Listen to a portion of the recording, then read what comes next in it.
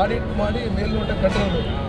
So ಇದರಲ್ಲಿ ಉರುಳಿಲ್ಲ ಅಂದರೆ ಅದು ಯಾರು ತಪ್ಪು ಮಾಡಿದ್ರೆ ಅವ್ರ ಮೇಲೆ ಕ್ರಮ ತಗೊಳ್ಳಿ. ರಾಜ್ಯ ಸರ್ಕಾರ ಸೇರಿದಂತೆ ಕೆಲವು ರಾಜ್ಯಗಳಲ್ಲಿ ವಿರೋಧ ಮಾಡಿದರೂ ಕೂಡ ಕೇಂದ್ರ ಸರ್ಕಾರ ಯಾಕೆ ಇಷ್ಟಪಟ್ಟಿದೆ? ಈಗ ನೀವು ನೋಡಿದ್ರು ಹಿಂದೆ ರೈತರು ಪಂಜಾಬಲ್ಲಿ ಅಲ್ಲಿ ಹರಿಯಾಣದಲ್ಲಿ ಇಶ್ಯೂ ಆಯಿತು.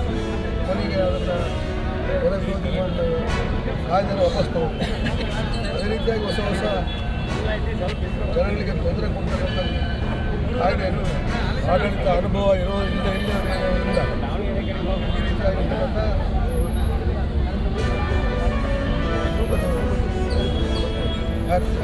ಕ್ರಮವನ್ನು ಮಾಡ್ತಾ ಇದ್ದಾರೆ. ರಾಜ್ಯದಲ್ಲಿ ಕಾನೂನು ಸುವ್ಯವಸ್ಥೆ ಹಾಳಾಗಿದೆ. ಬಳ್ಳಾರಿಯಿಂದ ಪಾದಯಾತ್ರೆ ಕೈ ತೆಗೆಸಿ ಬಿಜೆಪಿ ಸರ್ಕಾರದ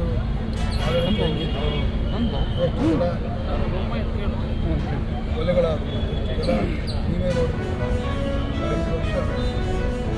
5 ವರ್ಷ ಹಿಂದೆ ಸರ್ಕಾರದಲ್ಲಿ 4 ವರ್ಷ ಮೊನ್ನೆ 15ರಿಂದ 23 ಆಡಳಿತ ಮಾಡಿರ್ಬೋದು. ಜನಪರವಾಗಿ ಆಡಳಿತ ಮಾಡೋದಿಲ್ಲ. ಸರ್, ಜನರು ಕೊಟ್ಟ ಅಧಿಕಾರವನ್ನು ಕಾಂಗ್ರೆಸ್ ಸರ್ಕಾರ ದುರುಪಯೋಗಪಡಿಸ್ಕೊಳ್ತಾ ಇದೆ ಅಂತ ಬೊಮ್ಮಾಯಿ ಅವರು ಬಳ್ಳಾರಿಯಲ್ಲಿ ಹೇಳಿದ್ದಾರೆ ಸರ್. ಬೊಮ್ಮಾಯಿಯವರು ಪಾಪ ಆಕಸ್ಮಿಕವಾಗಿ ಮುಖ್ಯಮಂತ್ರಿ ಆದರು ಏನು ಹೇಳ್ತಾರೆ, ಅವರ ಮುಖಂಡಗಳನ್ನ ಮೆಚ್ಚಲಿಕ್ಕೆ ಮಾತಾಡ್ತಾರೆ. ಅವ್ರಿಗೂ ಆತ್ಮ ಅವಲೋಕನ ಮಾಡ್ಕೊಳ್ಳಿ. ಯಾವ ಸರ್ಕಾರ ಬಂದ ಅಭಿವೃದ್ಧಿ ಆಗಿದೆ, ಯಾವ ಅವ್ರ ಸರ್ಕಾರದಲ್ಲಿ ಏನಾಯಿತು ಎಲ್ಲ ಗೊತ್ತಿರ್ತಕ್ಕಂಥ ಜನರಿಗೆ ಭಾರ ಅದಕ್ಕೋಸ್ಕರ ಅವರಿಗೆ 23ರಲ್ಲಿ ಜನ ಸರಿಯಾಗಿ ಮಂಗಳಾರತಿ ಮಾಡಿರಲ್ಲ. ಸರ್, ಡಿ ಕೆ ಶಿವಕುಮಾರ್ ಅವರು ಡೆಲ್ಲಿ ಪ್ರವಾಸದಲ್ಲಿದ್ದಾರೆ ಸರ್.